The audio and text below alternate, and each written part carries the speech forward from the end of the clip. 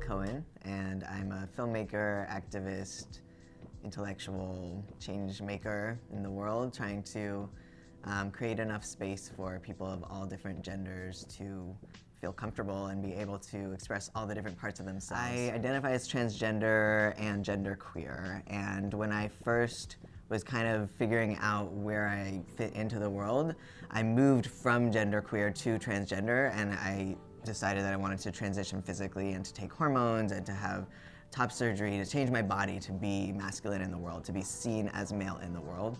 And I thought that meant that I was going to sort of land in a male identity. But the more I've been seen as male in the world and the more comfortable I become in how other people are seeing and receiving me, the more I'm actually finding myself moving back towards the presenting in a more feminine direction. So in the binary, I want to be seen on the masculine side of the spectrum. If in the perfect world, if people didn't only see things as male and female, I don't know that I would have chosen to change my body in this way. But given how other people receive me, I wanted to be seen as male and to be received in that way. But I really identify as genderqueer, and I'm playing a lot more with my gender. And also with my physical sex as well. So I stopped taking hormones several months back, and I've been sort of adjusting back into having estrogen be my primary hormone in my body, and that's been really fun and exciting. In terms of how that intersects with gender, transitioning was a really challenging decision for me in terms of feeling very uncomfortable with the idea of being seen as like a straight white male in the world, and having so much baggage around the space that straight white men take up in this world, and not wanting to be identified with that at all, not wanting to be seen as that in any way. And so that's been really challenging for me, and it was a barrier to deciding to transition. But what I decided for myself is that if I want to make enough space for everybody in the world, I want to make a space for people who even appear as straight white men to not be oppressive.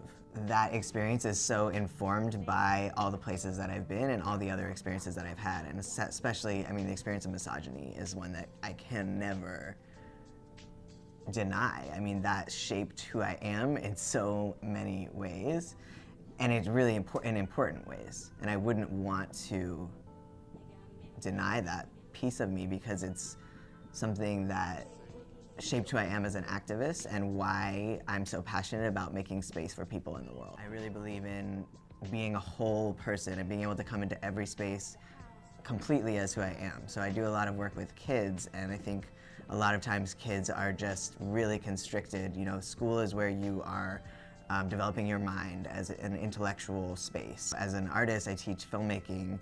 I think art is a place where you get to develop all the different pieces of yourself, and I think gender is a big part of that, and kids are trying to figure out what gender is safe to express, what gender they can be in front of other people and not be regulated and not be policed. And so for me, creating spaces where not only is every gender, is it safe to be your gender in this space, but every gender is celebrated in the space. I'm seeing more and more kids who are identifying as genderqueer and are kind of exploring their gender without feeling like they have to decide to, you know, move from this binary gender to that binary gender, and really being able to explore however they wish to express that gender. And one of the ways I see that is more and more different words that people are using for themselves for their own gender experiences. Part of creating enough space in the world for everybody is helping people see themselves as lovable and seeing every incarnation of themselves as lovable. They're lovable right now, they're going to be lovable as they change and grow and become whoever they're becoming.